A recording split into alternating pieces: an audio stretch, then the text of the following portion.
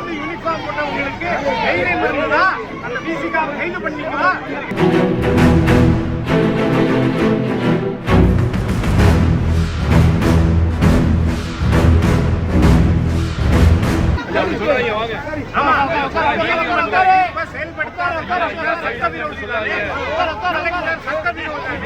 நாட்டின் எதிரிகள் அதோட இல்ல பிசிகா பிரதமரோட கான்வாய அட்டாக் பண்ணிருக்கிறான்.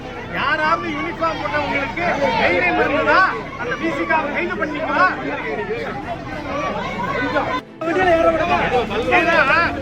லோகநாதன் கமிஷனர்